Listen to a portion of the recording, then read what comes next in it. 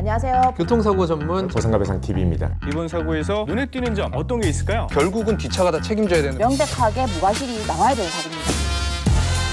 안녕하세요. 매일 새로운 정보를 드리는 채널 보상가배상TV입니다. 자, 오늘은요, 이 한시장애와 연구장애 차이, 한시장애 많이 들어보셨죠? 연구장애도 많이 들어보셨고, 당연히 연구장애를 진단을 받는 게 손해배상금 산정에 있어서는 훨씬 더 높게 나오겠죠. 왜냐? 법원에서 정하는 정년은 일할 수 있는 가동연한은 65세까지로 정해져 있습니다. 근데 실질적으로요, 30세인 사람이 부상이 당했어요. 65세까지면 앞으로 35년 동안의 장애가 남는다라고 이렇게 일에 지장을 준다, 노동 능력이 상실된다 라고 이렇게 평가가 될 거고요. 만약에 3년, 5년만 한다. 그러면은 35세까지만 장애가 남고 그 이후에는 일에 지장을 안 준다라고 평가가 나오기 때문에 금액적으로는 3분의 1, 4분의 1 훨씬 더 떨어질 수밖에 없는 거죠. 자, 그러면은 과연 의사들은요, 이 한시장애하고 연구장애의 기준을 어떻게 생각해서 판단을 하냐? 그리고 과연 보험사는 어떤 기준으로 한시장애와 연구장애를 판단하냐? 그거에 대해서 한번 알아보도록 하겠습니다. 자, 우선 의사가 한시장애하고 연구장애 이걸 평가하기에 앞서서요, 보험사는 어떻게 평가하는지 말씀을 드릴게요. 보험사는 뭐 다른 거 없습니다. 무조건 한시장애 주장합니다. 소송에서 이 장애는 100% 연구장애가 나온다, 그런 진단명 말고는 전부 다 한시장애로 우선 합의를 제안을 하는 거죠. 자, 그럼 보험사가 생각하는 연구장애는 진짜 그런 거밖에 없어요. 뭐냐면 하지절단, 상지절단, 실명, 영구적인 신체 상실이 있는 경우만 일단 연구장애로 인정을 하고요. 나머지 부상, 예를 들어서 뭐 뼈가 막 잘게 부서져서 손목 쪽에 분쇄골절이라 하는데 손이 잘 안 움직입니다. 그래도 처음에는 보험사는 한시장애로 인정하고 평가를 한다라는 거죠. 자, 그러면은 보험사는 한시장애로 무조건 평가하는 데 반해서 의사들은 어떤 기준으로 이 한시장애하고 연구장애를 평가하냐, 그 부분에 대해서 한번 말씀을 드려보겠습니다. 우선요, 의사들이 특히 골절이나 이런 인대 손상으로 인해서 수술을 했을 때요, 한시장애로 평가하는 거하고 연구장애 평가하는 거 가장 큰 요소는 바로 이 관절 있죠. 손목 관절, 그리고 뭐 팔꿈치 관절, 어깨 관절 있을 거 아닙니까? 뼈가 골절되고 수술을 함으로 인해서 관절에 영향을 받냐 안 받냐, 그거를 제일 먼저 평가합니다. 예를 들어서 엑스레이나 CT상을 확인을 했는데요, 감정의사가요, 관절면 자체에 뼈가 침범이 되거나 아니면 골결손이 있고 아니면 뼈가 부러지면서 관절면이 울퉁불퉁하게 됐어요. 원래 관절이란 것 자체는 포켓에 뼈가 이렇게 잘 맞아가지고 원활하게 돌아가는 걸 말하는데, 예를 들어서 이 포켓이요, 중간에 튀어나오거나 아니면은 찢어져서 포켓이 예를 들어서 너덜너덜해요. 그럼 뼈가 이렇게 원활하게 잘 움직이지 않겠죠, 골두 자체가요. 그러면은 관절의 움직임이 제한이 있다. 그리고 이거는 수술을 다 했고 치료를 했음에도 불구하고 복구가 안 됐다라고 해서 연구장애를 평가하는 거고요. 아니면 이 관절 강직, 그러니까는 관절면에는 이상이 없지만 장기간 분쇄골절로 인해서 뼈가 붙었다 안 붙었다, 분류압이 나고 아니면 부정류압, 뼈가 잘못 붙은 겁니다. 그걸로 인해서 관절 강직이 발생한 경우, 아니면 신경 손상 등이 복합적으로 발생해서 이 관절 강직이 생긴 경우, 아니면 장기간 동안 이렇게 치료를 하다 보니까 근육이 많이 소실된 겁니다. 근육이 많이 소실돼서 그 근육이 위축이 되거나 이런 영향 등으로 인해서 제대로 운동 각도가 안 나올 경우, 이를 연구장애로 평가를 합니다. 자, 당연히 인대의 결손, 그리고 뼈의 결손, 그리고 뼈가 잘못 붙었다 아니면 뼈가 안 붙었다 라고 하는 거는 일정 기간을 두고 치료를 해본 후에 그게 회복이 안 됐다라고 하면 연구장애로 평가가 되는 거겠죠. 자, 사실 생각해 보세요. 뼈가 조각조각 났습니다. 근데 조각조각 났기 때문에 안으로 핀을 고정해서 할 수가 없잖아요. 그래서 외고정, 즉 뭐 일리자로프라든지 아니면은 팔 쪽에서는 외고정 장치를 해서 뼈를 맞췄는데 이게 뼈가 잘못 붙은 거예요. 그러면 뼈가 잘못 붙었기 때문에 당연히 움직임이 제한될 수밖에 없겠죠. 아니면 뼈가 안 붙은 겁니다. 안 붙었으니까 당연히 손을 움직일 수 없었을 거 아닙니까? 그 원활하게 움직이지 않은 기간이 오래될수록 원상복구가 되기가 힘들다라는 거죠. 그럴 경우에도 연구장애로 평가하게 돼 있습니다. 자, 쉽게 말해서요, 보통 의사들이 장애를 평가하는 시기는 6개월이라고 하는데요, 그게 뭐냐면 뼈가 붙는 시간은 한두 달, 세 달, 6개월이면 충분하다. 그리고 그 과정 중에서도 재활을 충분히 할 수 있다. 하지만 6개월 동안 뼈를 붙이고 치료를 하고 재활을 했음에도 불구하고 현재 상태에서 발목이 원활하게 안 움직이네, 발목이 원활하게 안 움직이네. 근데 엑스레이 사진이나 CT 사진을 보니까 이런 의학적 근거가 있구나, 안 움직이는 데 있어서는. 그런 근거가 발견됐을 경우 충분히 연구장애로 평가가 가능할 수 있다라는 거죠. 자, 근데 이런 분들이 있습니다. 예를 들어서 교통사고가 났어요. 근데 일단 뼈가 안 붙고 치료를 해야 되니까 1년이고 2년이고 3년이고 계속적으로 치료를 한 거예요. 자, 6개월 시점에서 판단했다면 당연히 뼈가 안 붙었고 운동 움직임에 제한이 있기 때문에 연구장애로 평가될 수 있었겠죠. 근데 2, 3년 동안 치료하다 보니까요. 이게 다 나아버린 겁니다. 그때 와서 이제 보험사하고 합의를 보겠다라고 해서 장애 평가를 받으면 당연히 어떻게 되겠어요? 장애가 없다라고 나오든지 아니면 한시장애로 나올 가능성이 크다라는 거죠. 그래서 어떻게 장애를 받고 장애 판단 시점은 언제가 돼야 되는지를 타이밍도 잘 잡는 게 이 손해배상금을 많이 받을 수 있는 방법입니다. 물론 2, 3년 동안 치료했음에도 불구하고 제대로 안 돌아왔다라고 하면은 당연히 연구장애를 받아야 되겠지만 일반적으로요. 현대의학에서는 2, 3년 동안 이렇게 치료를 했다라고 하면은 돌아오는 경우가 더 많아요. 그렇기 때문에 완전히 내 몸이 회복되고 나서 보상에 대해서 받자라고 이렇게 생각하는 건 좋을 수도 있지만 그 전에 한 6개월 시점, 어차피 장애는 판단할 수 있는 시점이 6개월 시점이기 때문에 6개월 시점에서 장애 평가를 받아서 그에 대한 보상을 충분히 받고 나서 내가 열심히 운동하고 치료하고 재활해서 이게 정상적으로 돌아온다면 그게 제일 좋은 방법 아니겠습니까? 그래서 이런 판단 시점, 장애를 언제 평가하고 합의를 하고 소송을 들어간다면 언제 소송을 들어가고 그리고 소송을 들어간 이후에 신체 감정을 한다면 언제 신청하는 게 좋을지 그거에 대해서도 명확한 판단을 할 수 있는 게 우리가 손해보지 않고 손해배상을 받을 수 있는 길이라는 거 이것도 명심해야 됩니다. 자, 그래서 종합해보면요. 보험사는 무조건 한시장애를 주장할 거다. 그리고 그로 인한 합의금을 계산을 할 거다. 하지만 이 의사한테 받는 의사가 생각하는 한시장애와 연구장애는 의학적으로 명백한 근거가 있다. 그리고 연구장애를 받거나 한시장애를 평가하는 시점, 이 시점도 되게 중요하다. 그리고 어떤 식으로 평가를 받는 게 손해배상을 올릴 수 있다. 오늘은 그거에 대해서 말씀을 드렸고요. 자, 오늘 영상 보시는 분들도 이게 궁금하실 겁니다. 과연 보험사에서는 한시장애로 이렇게 제안을 하는데 그렇게 합의하는 게 내가 적절하게 합의를 하는 건지 통해서 내가 과연 어떻게 보상받는 게 가장 합리적인지를 꼭 알아보셔야 됩니다. 자, 그럼 오늘 방송은 여기까지 하고요. 내일도 새로운 주제를 가지고 오겠습니다. 오늘 방송 끝까지 봐주신 구독자분들 감사드립니다. 저희 보상과 배상 로펌은요.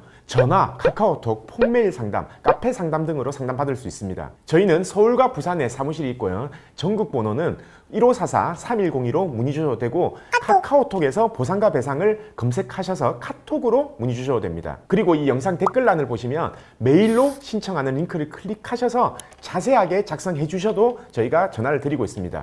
단 이게 후유장애가 남지 않는 2, 3주 진단 같은 경우에는요.